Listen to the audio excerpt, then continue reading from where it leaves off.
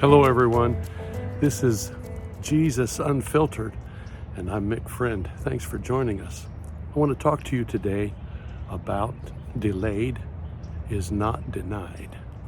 I'm reading from Mark chapter 5, and it reads beginning in verse 22.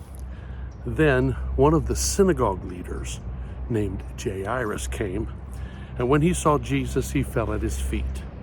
He pleaded earnestly with him, "My little daughter is dying. Please come and put your hands on her so that she will be healed and live."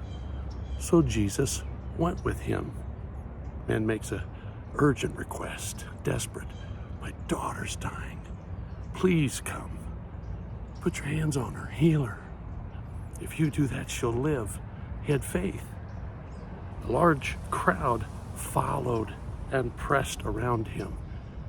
And now in the story comes this marvelous story.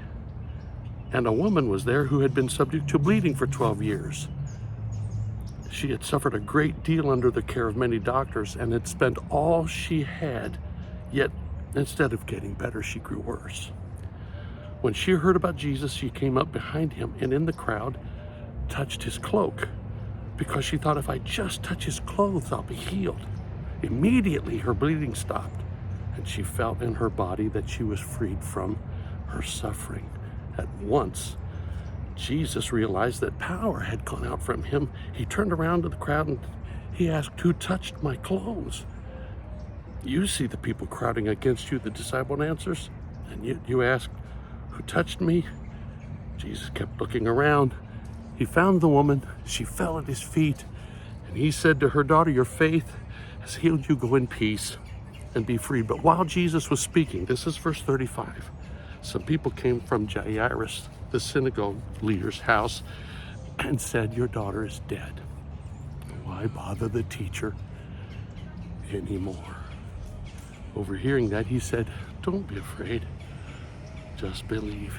So he went to Jairus' house. He put everybody out of the room. He took the little girl by the hand, and I don't know why, but for some reason Mark puts in the original words, "Talitha cum," which means little girl. I say to you, get up. And immediately the little girl stood up and began to walk around. They were completely astonished, and he gave them strict orders not to tell anybody. Well, let's talk about Jairus just for a minute. He's praying, he's with Jesus, and Jesus said, "Okay, let's go." And then there's this interruption, it seems.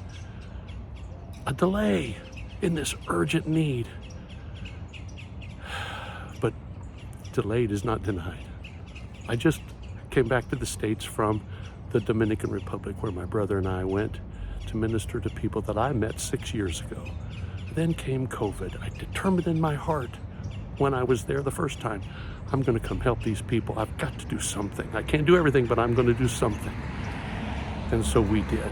And I just got back. We fed hundreds and hundreds of people, thousands of pounds of food. And I realized, thank God, delayed is not denied. If you have a dream, if you have a plan, if you have something in your mind that you think God put in you to do, then I want you to be encouraged today. Things may seem like an interruption. It might seem like a delay, but delay is not denied. If God spoke to you, if he made a promise to you, it's going to happen, and nothing at all can stop it. God bless you today, because Jesus Unfiltered gives me great joy to know that he is going to do exactly what he said, and he's always going to be exactly on time. God bless you. Amen.